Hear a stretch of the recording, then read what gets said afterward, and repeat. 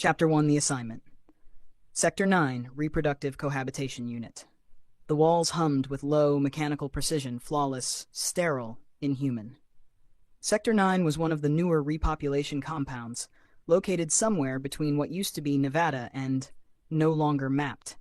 The air smelled like disinfectant and recycled breath.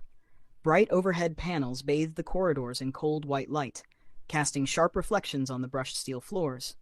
Ian stepped off the transport tram with a duffel bag slung over his shoulder and a dry mouth. He hadn't eaten since yesterday, and the nerves weren't helping. His dark, uncombed hair stuck out in strange directions, like he'd run his fingers through it too many times, which he had. He tried to look casual, detached, but he knew his face was already giving him away. He was thinner than he should be. His collarbones peeked out more than they used to. His jeans hung a little looser, and his once warm eyes looked like someone had turned the volume down on them.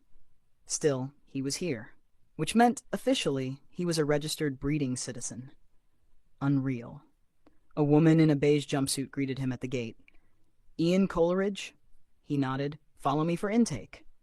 The walk down the corridor felt longer than it was. A soft, automated voice echoed from the walls every now and then. Sector 9 maintains a 97.6% reproduction success rate. You are the future. Thank you for choosing to continue the species.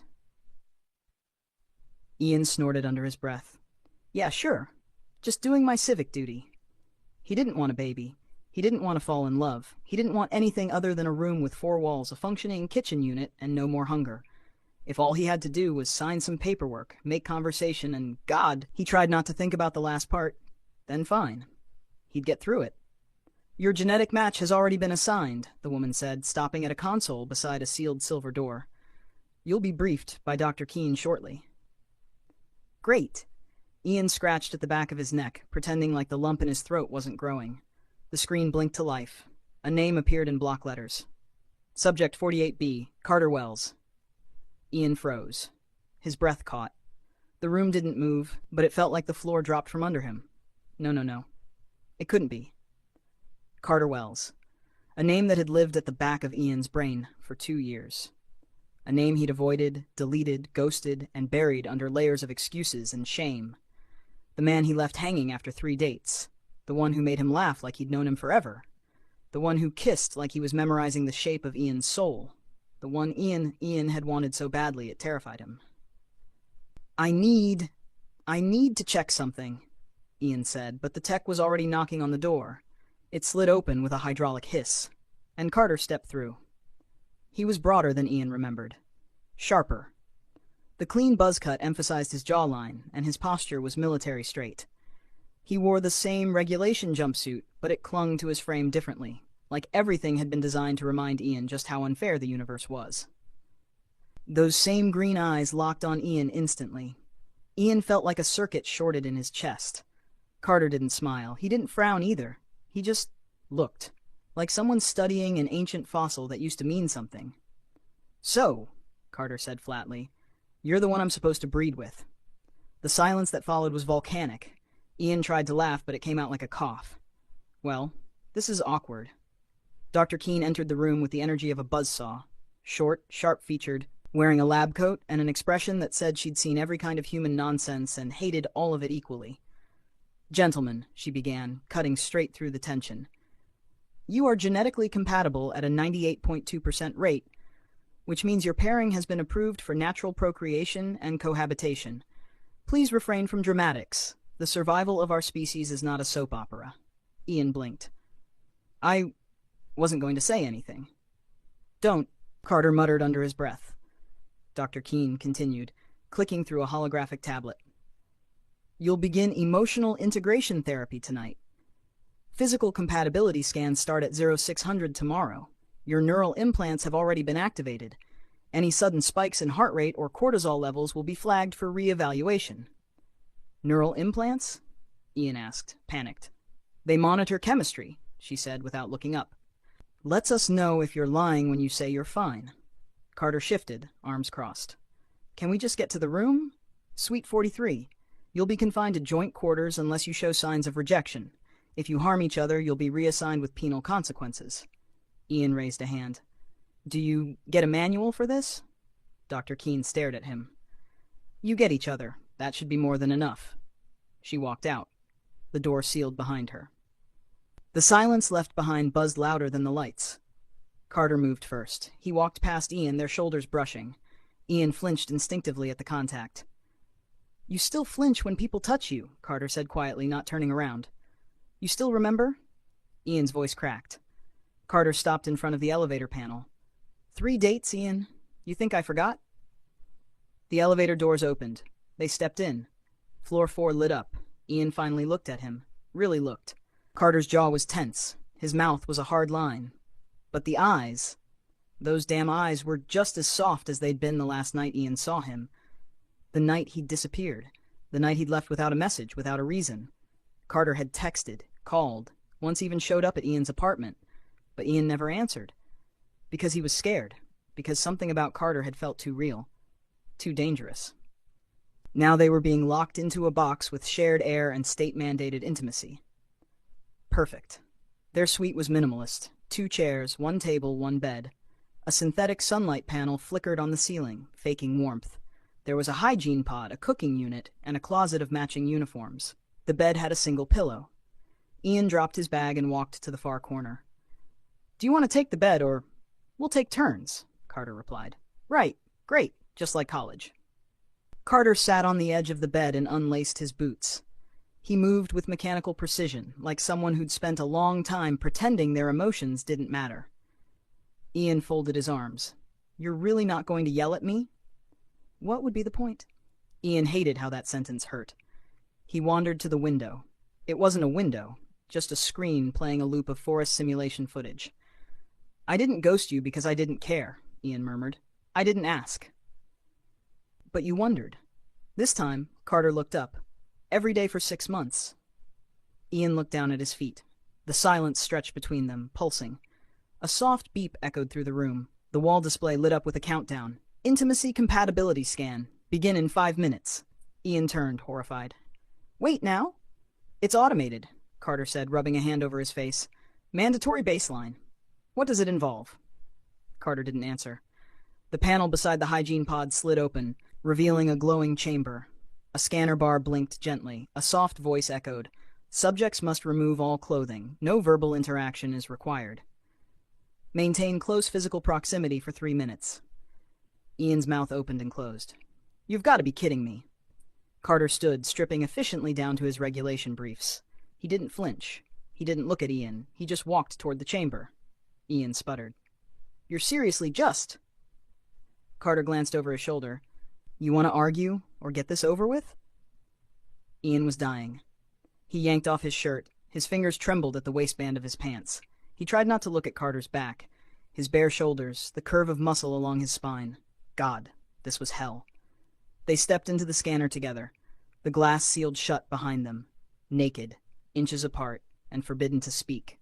The scanner lit up. Their heart rates flashed on the side screen, already spiking. Carter's eyes flicked down Ian's face. Ian swallowed hard. The air was warm. Too warm. 3 minutes of silence. 3 minutes of nothing but unspoken history, bare skin, and the tension of 1,000 unsaid things. The scanner beeped again. The glass unsealed. Neither of them moved. Ian whispered, "This is going to be a disaster." Carter's voice was low. "Then let's burn together." Chapter 2. Detention Suite 43. The door to Suite 43 slid shut behind them with a hiss that sounded far too final. Ian eyed it like it had teeth. The room, officially called a comfort pod, was anything but. Walls the color of ash. 1 bed, 1 hygiene station, a sad-looking kitchenette unit stocked with nutrient bars and water packs, and a mounted screen glowing faintly with the Authority logo. In the far corner, a surveillance orb blinked with a steady red light. Unblinking. Watching. "So," Ian said, forcing a grin, "do we flip a coin for the bed, or just fight to the death?" Carter didn't even glance at him. He dropped his duffel in the corner, knelt to unpack with military efficiency, and ignored the attempt at humor entirely. Ian sat on the edge of the mattress, bouncing slightly. Wow, this bed is optimized for maximum disappointment. Feels like a government-issued regret. Nothing. Carter started doing push-ups. Ian groaned and fell back onto the bed, arms sprawled. "This is fun. I can already feel the emotional bonding happening. I think my heart rate's spiking. Oh wait, nope, that's just the existential dread. Still nothing. Come on, Ian muttered under his breath. Even silent treatment Carter used to at least smirk. Carter's elbows bent in rhythm, muscle moving smoothly beneath his skin. His voice was flat. I'm not here to entertain you. Yeah, I figured. Ian muttered. They spent the rest of the evening avoiding each other. Carter claimed the floor, using his folded uniform jacket as a pillow. Ian curled up on one side of the bed like a guilt-ridden cat, hugging a thin blanket and staring at the ceiling simulation of a night sky. Static, too still. No stars moved. Nothing changed. In the silence, Ian whispered to the ceiling, I didn't leave because I didn't care. Carter didn't respond, but Ian didn't expect him to. The next morning, the scan buzzed to life. The Authority didn't waste time. The screen on the wall blinked with a message, Mandatory Compatibility Health Check. Proceed to Med Unit 2. Note, neural chip recalibration active. Heart rate spikes now trigger auto-logging. Ian groaned.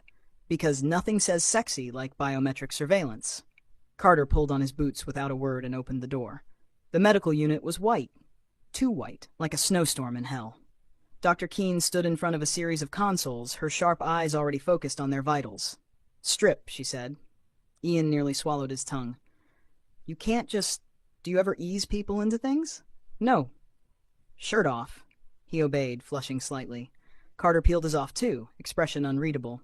Dr. Keene attached sensor patches to their torsos and pulled up the hormone panel. Ian winced. Is that a good or you're secretly dying? Kind of Keene gave him a look. Your oxytocin levels spike in Carter's presence. His testosterone increases when your voice rises. Carter raised a brow. Ian blinked. What now? She ignored them both, tapping something into her tablet. You're chemically primed for natural attraction. As such, your bonding therapy is being doubled. Twice a day, starting now. Ian made a noise of protest, but she cut him off. I've also activated your CHIPS buzz feature. When your heart rates spike in tandem, you'll feel a vibration beneath the skin. Ian looked horrified. Like a romantic cattle prod? Like a tool to accelerate cooperation, she said with a clipped smile. Yeah, that's exactly how I like my affection. Shock therapy. Carter just stood there, arms folded, still silent, still too composed. Later that day, they sat in the common room for therapy. Or emotional integration facilitation, as the Authority called it. A soft-voiced AI coach named Sage blinked to life on the wall screen. It had a soothing accent and the uncanny tone of something that didn't actually know what feelings were. Please state 3 things you admire about your assigned partner, Ian groaned. He's punctual, he has nice forearms, and he doesn't strangle me in my sleep. The chip in his neck buzzed. Ow, Jesus! Okay, I'm sorry! Sage blinked serenely. Carter? Carter hesitated. Then, he's sharp, quicker than people think, and he makes me laugh when he's not hiding. The chip buzzed again. Longer. Stronger. They both jumped. Sage chirped. Successful synchronization. Ian narrowed his eyes. This system is broken. Carter muttered. Or maybe it's just brutally honest. Later, back in the pod, Ian found Mira. She was crouched behind a wall panel, smuggling something from her satchel into a vent. She was young, maybe 22, with a bright mess of hair pinned back in a plastic clip and smudges of oil on her cheeks. When she saw Ian, she grinned like a kid caught with stolen candy. You didn't see me, she whispered, sliding the panel shut. Wasn't looking, Ian replied. She held out a small cube. Coffee pod. Actual caffeine. Not the nutrient sludge they give you. Ian accepted it reverently. You are my hero. Careful, she said. The Authority thinks caffeine messes with hormones. It's banned. But hey, so's thinking for yourself, and here we are. Ian chuckled, letting the warmth of it carry. Mira glanced over her shoulder, lowered her voice. You're with Subject 48B, right? Ian blinked. Carter? Yeah, she nodded. He used to be one of them. Defense unit. Then he requested reassignment. Voluntarily. That never happens. Ian frowned. Why would he do that? She tilted her head. Maybe he wanted something else. Meanwhile, Carter sat in the facility's training hall, arms folded as he listened to Kellen. Kellen looked like a man who'd lost more than just time in the war. His face was lined, his tone bitter. He was adjusting the settings on a haptic weapon panel, eyes darting between Carter and the monitor. You're letting yourself slip, Kellen said. Emotions make you messy. Carter didn't respond. Kellen smirked. What? You think just because they paired you with someone soft, you're suddenly allowed to feel again? Don't talk about him, Carter said coolly. You cared before. That was your mistake. You do it again. It'll destroy you. Carter stood. I'll take my chances. That night in Suite 43, Ian was buzzing. Literally. Every time he looked at Carter, the chip vibrated. Every time Carter looked back, it hummed louder. Sitting on opposite ends of the room didn't help. The silence between them was loud, awkward, charged. Finally, Ian couldn't take it. I didn't leave because I didn't like you, he said. Carter looked up from the floor, where he was reading a mission report. I know, Ian's chest tightened. I left because I did. Carter stared at him. Ian stood, pacing. You scared me, the way you looked at me, like I meant something. I've never been anyone's choice before, and you made it feel so easy, and that wasn't fair. It didn't feel real. Carter closed the tablet. It was real. Ian laughed once. Too late to run now, huh? Carter stood too. He stepped forward slow, careful, until they were face to face. The chip buzzed again. They flinched, both of them. Ian looked up into his eyes. I hate this stupid chip. Carter's mouth twitched. It's not the chip making me want to kiss you. The silence exploded. Ian exhaled. Then do it. Carter leaned in. The chip buzzed, loud, intense, like an alarm. They jerked apart, startled, and then they both burst out laughing. Real laughter, breathless, sharp and sweet. Carter rubbed his jaw, still smiling. Maybe the system wants us to suffer. Ian wiped his eyes. Well, too late, I already have. Their eyes met again, softer now. Neither moved to kiss again, but neither looked away. The laughter stayed, and for the first time since the world fell apart, the room didn't feel like a prison. Chapter 3. The Escape Drill. Sector 9's simulation wing didn't feel simulated. The air was dry and thick with artificial dust, the lighting intentionally flickering, the floor panels uneven beneath their boots. Alarms pulsed from overhead speakers, blending into the soundscape of distant rumbles and collapsing metal. Every detail was curated for stress. It was all fake, but Ian's lungs didn't know that. This is cruel, he muttered as he stood beside Carter outside the designated drill zone. His hands were clenched at his sides, heart already thumping harder than he wanted to admit. Carter stood silent, arms crossed over his chest, eyes scanning the interior through the transparent sliding door. Welcome to Day 7 of the breeding program, came the sugary voice of the facility AI sage. Today's task, Parental Instinct Evaluation Simulation. Mission objective, safely extract and secure one synthetic offspring prototype, Model S3, from a structurally compromised environment within a 5-minute window. The door opened with a pneumatic hiss. You have until the countdown reaches 0, Sage chirped. Ready? Carter asked. Ian didn't answer. He just swallowed hard and followed Carter into hell. The room was designed like a bunker. Narrow corridors, fallen beams, flickering lights, simulated smoke curling along the floor. Somewhere inside, a small, AI-powered android child was waiting for rescue. Ian's breath hitched. The air felt wrong. The ceiling too low. Carter moved with calm precision, clearing the first corridor like he'd done it 100 times. His voice was steady. Stay close. Watch the floor. If the AIs map this realistically, they've built-in collapses and heat sensors. You're enjoying this, aren't you? Ian said, forcing a shaky smirk. Carter glanced back. I'm just trying to get us through it. They turned a corner and heard the sound, thin and high-pitched, a child's cry, unmistakably mechanical but hauntingly human. Ian's body tensed. There, Carter said, pointing. The child, a girl, maybe 6, with short black hair and luminous eyes, sat huddled under a bent support beam. Sparks flew intermittently from the wall above her. The beam was too heavy to lift without help. Cover me, Carter ordered. I'm not exactly... What does cover me even mean in this context? Just don't wander off, Carter said as he dropped to his knees beside the child. Hey there, he said, voice suddenly gentle. We're here to get you out, okay? The synthetic child blinked up at him and extended her small arms. My leg is caught. Carter braced himself and pulled on the beam. Help me. Ian hesitated. The beam, the flickering lights, the smell of static in the air. An alarm went off, loud, piercing. The room seemed to shift. And suddenly Ian couldn't breathe. He froze. His knees buckled slightly, and he backed into the nearest wall. Not again, he whispered, chest tightening. Not again, not again. Carter turned sharply, saw it in a second. Ian, look at me. Ian was gasping. his back pressed hard to the wall. He wasn't in Sector 9 anymore. He was 7 years old, trapped beneath a broken shelf in a burning apartment block, crying for his mother through walls she never answered. "Hey!" Carter's voice cut through the noise, firm and low. "Eyes on me. Not the room. Me." Ian's gaze found Carter's. His breathing hitched, but Carter was real. Grounding. Solid. "You're not there," Carter said. "You're here. With me. You're okay." Ian slid to the floor. Carter didn't move to touch him, didn't make a scene. He turned back to the beam and with one final grunt forced it aside. The synthetic child crawled free and wrapped her arms around his leg. "Extraction complete," Sage announced. "Imprint phase initiated." The child's eyes turned amber. She looked at Carter, then Ian, and said in a quiet voice, "Parents located." Ian let out a shaky breath and laughed bitterly. "Well, that's a first." They returned to their pod in silence. Ian sat cross-legged on the floor, head against the wall, a water bottle clutched in one hand. Carter moved with quiet efficiency, tugging off his boots, wiping dust from his arms. Finally, Carter sat too, on the floor beside him, their shoulders not quite touching. Ian spoke first. "When I was a kid, I was trapped in a building collapse. I didn't talk about it, not even during evaluations. I guess it stayed."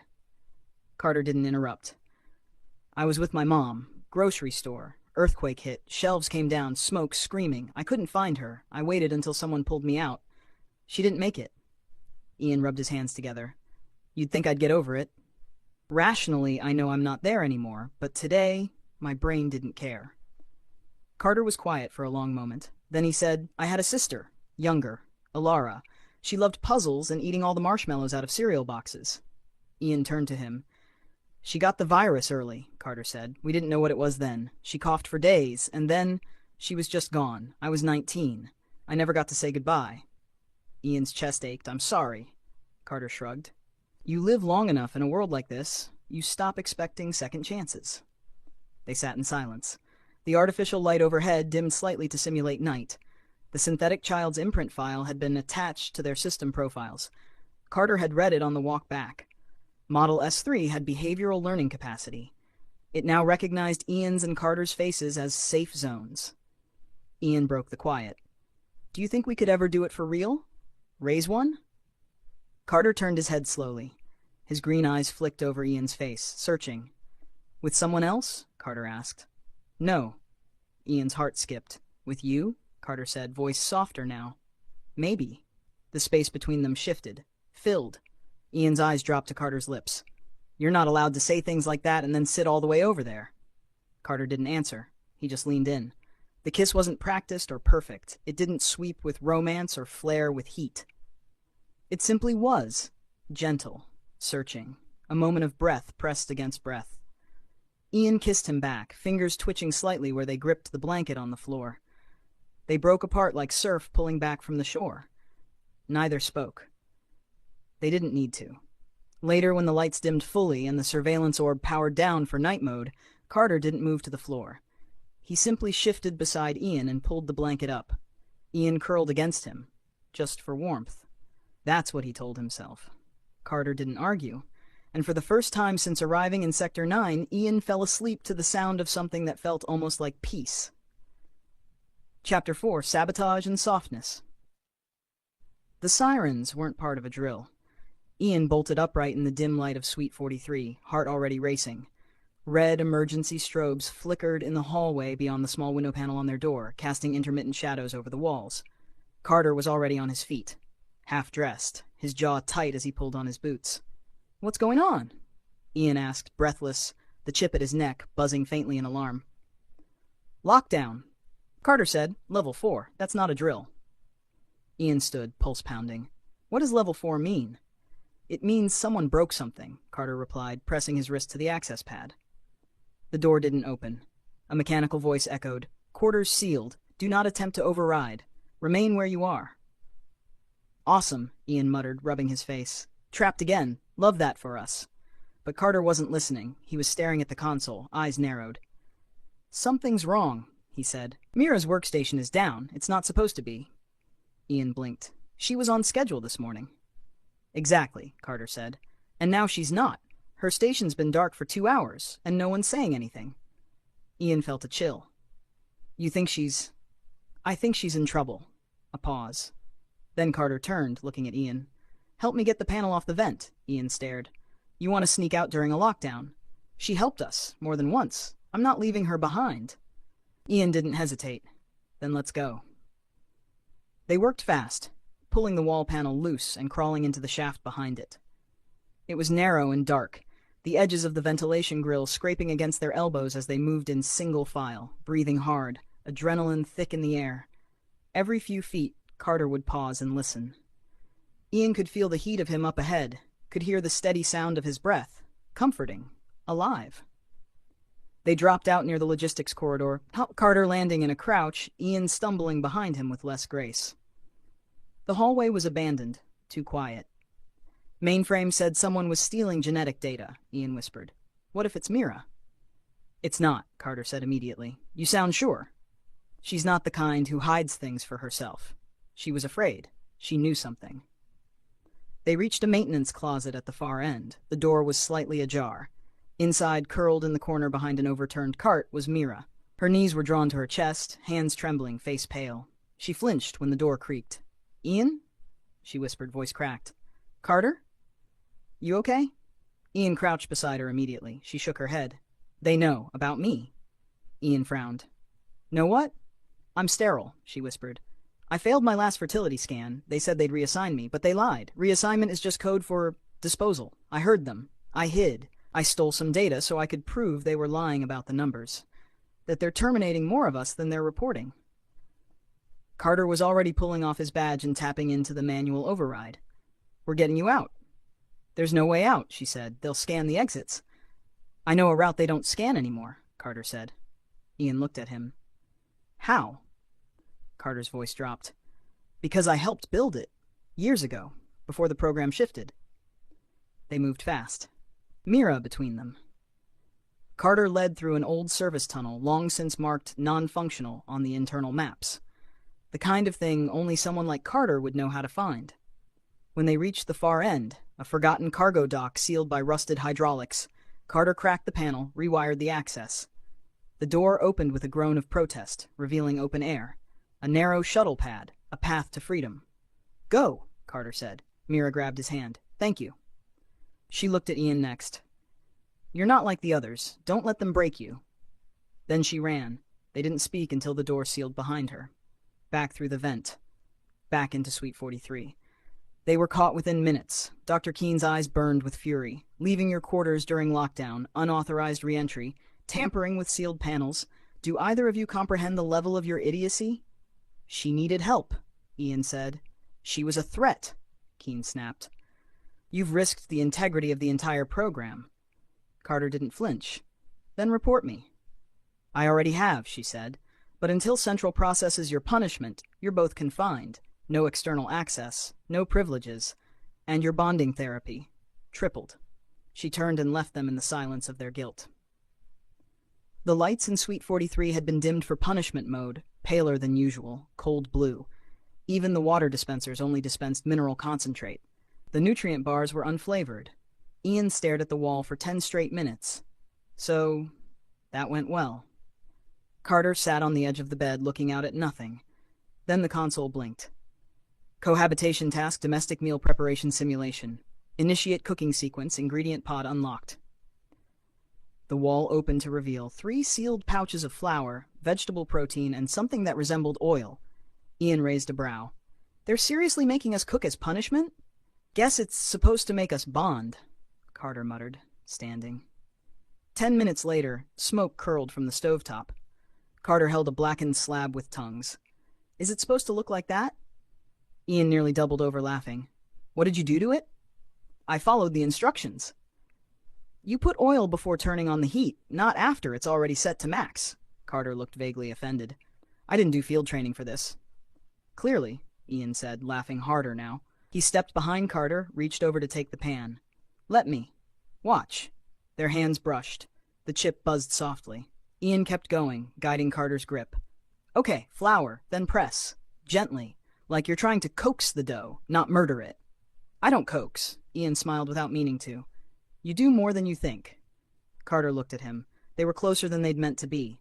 Ian's hand lingered on Carter's wrist. The buzz at their necks deepened. but neither pulled away.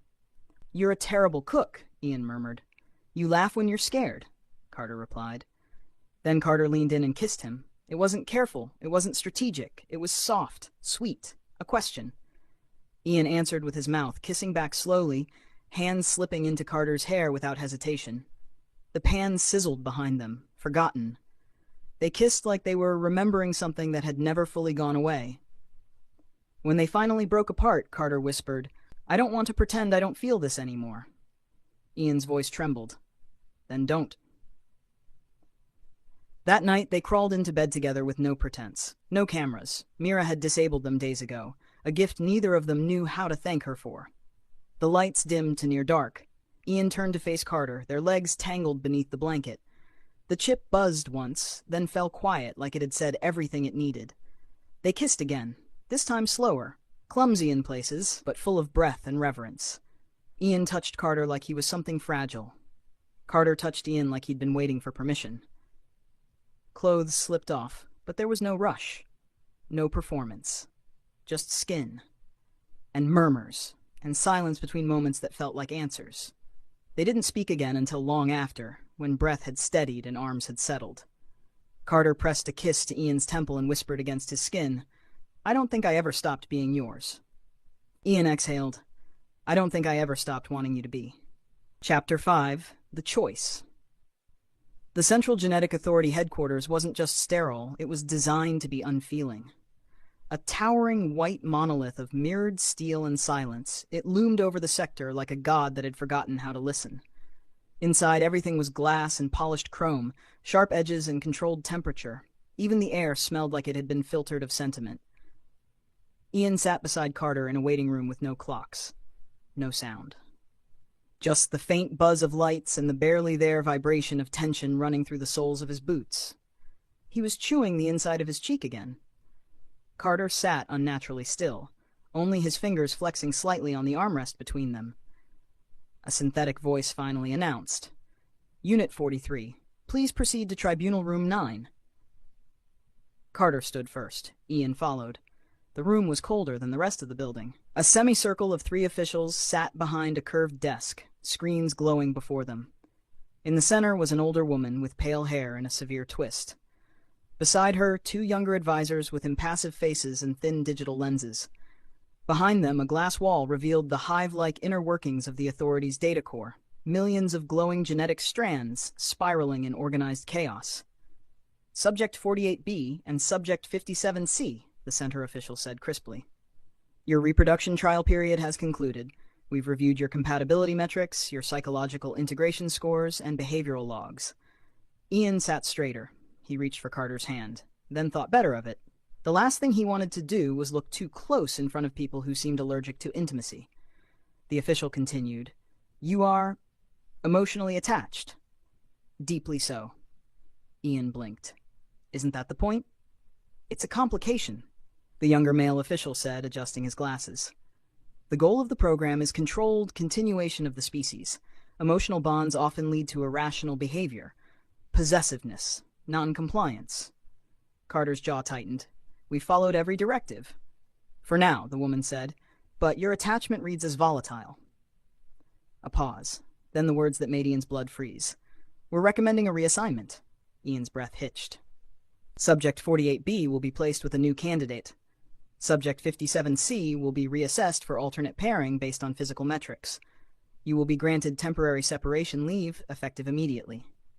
Carter's voice was low, but it rumbled like a distant storm. "This isn't a trial. This is punishment." "Love is unpredictable," the male official replied. "We don't build foundations on chaos." Ian couldn't think. His pulse thundered in his ears. They looked at him next. "You'll begin your reassignment prep tonight if you accept." He didn't mean to speak, but the word came out anyway. "Yes." Carter inhaled sharply. The sound was soft, but it cut deeper than any yell. He stood, slow, controlled. Then he looked at Ian. Eyes full of something Ian couldn't name. Betrayal? Disappointment? Hurt? "Don't say yes unless you mean it," Carter said. Then he walked out. The corridor felt longer without Carter. Ian didn't know where his feet were taking him. His thoughts blurred. Carter's voice echoed in his head. "Don't say yes unless you mean it." He hadn't meant it. He'd just panicked, obeyed, like he'd always been taught to. He stumbled down a service hallway, trying to remember how to breathe, when a voice stopped him. "You said yes too fast." Ian turned. Dr. Yuan was leaning against the wall near a stairwell. Mid-30s, dark eyes too perceptive for comfort, authority badge glinting on his collar. He looked out of place in this building, not for how he dressed, but for how he felt, like someone who still remembered what it meant to give a damn. "I've been watching your case," Yuan said. "You and Carter. You're different." "I'm sorry, do you know how creepy that sounds?" Yuan smirked slightly. "Fair, but I'm not your enemy." "Could have fooled me," Ian said, arms crossed. Yuan took a step closer. "The Authority doesn't want real bonds. They want controllable units, reproducers. If you love someone, really love them, you stop obeying just to survive. You start wanting more. That's dangerous to them." Ian stared. "You think it's about hormones and genetics," Yuan continued. "But the moment you kissed him, really chose him, you became a threat." Ian's breath caught. Yuan tapped his console. "There's a greenhouse dome 2 levels up, off-grid. He's there. He's waiting for you. Whether you choose him or not, go give him an answer." The dome was nothing like the rest of the building. It was warm, lush, overgrown with vines and fruit trees, a simulation of a world long gone. Sunlight filtered through the translucent ceiling, diffused and golden. The hum of bees, real bees, buzzed low, and the air smelled of oranges and something sweet Ian couldn't name. Carter was standing beneath one of the taller trees, eyes closed, face tipped toward the warmth like he was trying to remember something softer than this world had allowed. Ian stepped onto the moss-covered path. Carter didn't turn. "You scared me," Ian said, voice thin, "because you made me want more than survival." Carter opened his eyes slowly. Ian took another step. "I said yes because it was safe, because I didn't know how to fight for something real. But I'm not letting them erase this. Not again." He stepped close enough to feel the heat between them. Carter looked at him, really looked. "Do you even know what you want?" Ian nodded. "I want you." Their eyes met. Carter reached out, fingers curling around Ian's jaw, just beneath his ear. "Say it again." Ian leaned in, forehead to Carter's, lips brushing but not quite touching. "I want you. Not because they told me to, because I'd want you even in a world that didn't need saving." Carter kissed him. This one wasn't soft. It wasn't searching. It was certain. Lips pressed together with the promise of everything they hadn't been allowed to have. Carter's hands in Ian's hair. Ian's arms wrapped around Carter's back, holding like he might never get another chance, like they were rewriting the laws of their universe in breath and touch. The dome was quiet but alive. When they pulled back, both breathless, Carter said, "You're late." Ian smiled. "You're impossible. And you're mine." The chip at Ian's neck buzzed once, then went silent, almost like it understood that this wasn't about chemistry anymore. It was about choice. Chapter 6. Our Own Blueprint. Their new outpost didn't exist on any official map. Coordinates encrypted. Communications filtered through a single, silent channel. Even the transport drone that delivered them left without waiting for acknowledgement, as if the Authority itself didn't want to admit the place existed. Experimental Unit Freedom, the clearance had said. It sounded like a lie, but the keys they'd been given were real. The door they unlocked opened with a soft hiss into a space that didn't feel like punishment. It was small, bare, walls the color of oatmeal, one solar-powered stove, one table, one bed that, for once, was wide enough to fit 2 people without touching out of necessity. But it was theirs. Carter dropped their bags and scanned the interior. No surveillance orb. Ian blinked. Wait, really? Nothing in the corners? No wall sensors? No chip pings? Ian turned in a circle, stunned. "You're telling me we can fart without it being logged?" Carter snorted. "Apparently." Ian grabbed a nearby chair and sat heavily, laughing. "We have a house, an actual house. You sound surprised?" "I am. This feels illegal." Carter glanced around. "It probably is." They set up routines within the first week, split chores, took alternating shifts monitoring the solar relay tower, cooked together, badly. Carter burned toast. Ian forgot to add salt. They both ruined rice in different ways. There were small arguments about laundry sorting and sock monopolizing and who got the hot water first. But there was also laughter and inside jokes that filled the spaces where silence used to suffocate. In the mornings, Carter would wake before Ian. Not out of habit, out of comfort. He'd sit at the edge of the bed and watch Ian's face soften in sleep, loose and warm, his lashes twitching faintly. Sometimes he'd whisper his name just to watch him wake smiling. In the evenings, Ian would trace Carter's scars with quiet fingers. He didn't ask about all of them. Some stories were still resting, but he knew them like a map now, his own private geography of the man who'd once been just another file. One afternoon, Carter disappeared behind the small tool shed and reemerged dragging lumber. Ian raised an eyebrow. Planning a rebellion? Carter ignored him. Sleeves rolled high on his forearms, sweat beading along his neck as he worked for hours, measuring, sawing, smoothing edges. By nightfall, the outline of a swing appeared, hanging from a thick wooden beam between two trees. For the kid, Carter said, wiping his brow. Ian stared. You built a swing. Carter nodded, nonchalant. Ian swallowed around the lump in his throat. That's illegal levels of wholesome. Carter looked at him. You said you wanted more than survival, so... Well, yeah, this is me trying. Ian kissed him under the half-lit sky. The next day, Ian sat at the edge of the bed with a ball of synthetic yarn in his lap, eyebrows furrowed. Carter peeked over his shoulder. Are you making a sock? It's a blanket, Ian snapped, for the baby. It's the size of a potholder. Shut up. It's symbolic. He stuck with it. And by the end of the week, the blanket was small, uneven, and beautiful. Carter didn't say a word. He just ran his hand over it like it was sacred. The outpost was quiet until the message arrived. A blinking indicator on the console screen, encrypted, buried beneath a harmless energy report. Carter cracked the code with fingers that moved automatically, muscle memory from his old life. A simple line of text appeared. Mira safe, system fracturing. You were right. Love is a threat. Keep being dangerous. Kay Carter stared at it for a long moment before forwarding it to Ian. They didn't say anything right away, but something shifted between them. Hope. Real hope. Not the synthetic kind rationed in propaganda, but the kind that came from knowing maybe, just maybe, there were others like them. That night they left the console glowing and climbed into bed early. No alarms, no mandates, just shared space and soft breaths. Carter kissed Ian's shoulder as they lay tangled beneath the worn blanket Ian had refused to throw away. His arm wrapped around Ian's waist, anchoring them to each other like gravity didn't work the same anymore. Ian exhaled against Carter's neck. I used to think love was something people made up to feel less alone. Carter brushed a hand along Ian's ribs. And now? Ian smiled, eyes fluttering closed. Now I think it's the only real thing we have left. The room fell into silence. Not empty, just full. Outside the window, the wind stirred the trees gently. The swing swayed once. The moon hung low, a quiet sentinel. Beside the bed, the flicker of new life blinked softly on the screen, heartbeat detected. And for the first time, the world didn't feel broken. Just beginning.